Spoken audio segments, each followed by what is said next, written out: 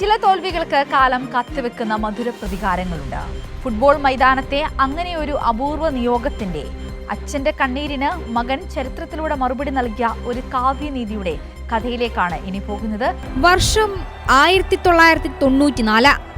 American ലോകകപ്പ് വേദി. നോർവേയുടെ മധ്യനിരയെ നെഞ്ചുറപ്പോടെ നയിക്കാൻ ഒരു 22കാരൻ ചെറുപ്പക്കാരനുണ്ടായിരുന്നു, ആൽഫ് ഹാളണ്ട്. മെക്സിക്കോയ്ക്കും ഇറ്റലിക്കുമെതിരെ നോർവേയുടെ കളിമെനഞ്ഞ മൈതാന നാവികൻ. എന്നാൽ ഫുട്ബോൾ ചരിത്രം കണ്ട ഏറ്റവും വിചിത്രവും ദാരുണവുമായ ഗ്രൂപ്പ് ഘട്ടത്തിനായിരുന്നു ആ ലോകകപ്പ് സാക്ഷ്യം വഹിച്ചത്. ഗ്രൂപ്പ് ഇയിലെ 4 ടീമുകൾക്കും, അതായത് മെക്സിക്കോ, അയർലൻഡ്, ഇറ്റലി, നോർവേ എന്നീ ടീമുകൾക്ക് 4 പോയിന്റ് വീതം ലഭിച്ചു. ഒടുവിൽ അടിച്ച ഗോളുകളുടെ എണ്ണത്തിലെ നേരിയ വ്യത്യാസത്തിൽ നോർവേക്ക് ഗ്രൂപ്പ് ഘട്ടത്തിൽ തന്നെ പുറത്തേക്ക് പോകേണ്ടി വന്നു. ആൽഫ് ഹാളണ്ടിന്റെ ലോകകപ്പ് സ്വപ്നങ്ങൾ അവിടെ കരഞ്ഞു തീർന്നു. എന്നാൽ കാലം അതിന്റെ നിയോഗം കാത്തുവച്ചിരുന്നു.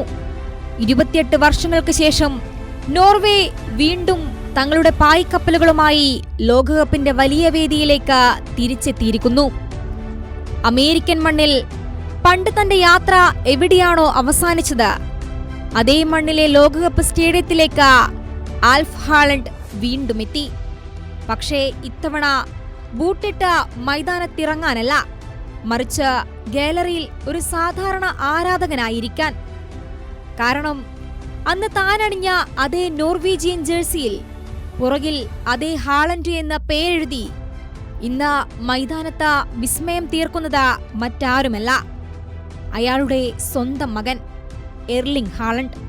അന്ന് ഗ്രൂപ്പ് ഘട്ടത്തിലെ നേരിയ വ്യത്യാസത്തിൽ അച്ഛന് നഷ്ടമായ നോക്കൌട്ട് ടിക്കറ്റ് ഇന്ന് മകൻ തന്റെ ബൂട്ടുകളുടെ കരുത്തിൽ സ്വന്തമാക്കിയിരിക്കുന്നു.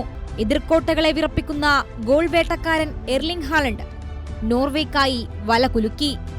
ആ ഗോളിലൂടെ നോർവേ ഗ്രൂപ്പ് ഘട്ടം കടന്ന പ്രീ ക്വാർട്ടറിലേക്ക് യോഗ്യത നേടി.